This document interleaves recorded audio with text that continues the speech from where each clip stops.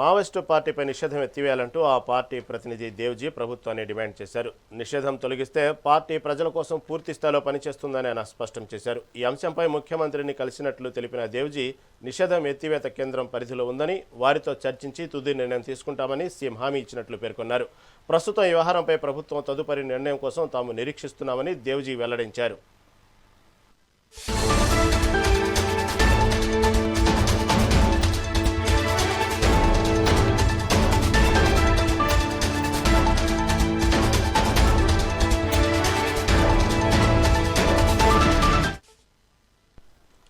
Maoist పార్టీపై నిషేధం ఎత్తివేయాలంటూ ఆ పార్టీ ప్రతినిధి దేవ్జీ ప్రభుత్వాన్ని డిమాండ్ చేశారు. నిషేధం తొలగిస్తే పార్టీ ప్రజల కోసం పూర్తి స్థాయిలో పనిచేస్తుందని ఆయన స్పష్టం చేశారు.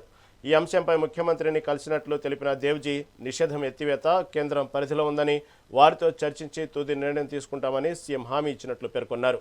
ప్రస్తుతం వ్యవహారంపై ప్రభుత్వ తదుపరి నిర్ణయం కోసం తాము నిరీక్షిస్తున్నామని దేవ్జీ వెల్లడించారు.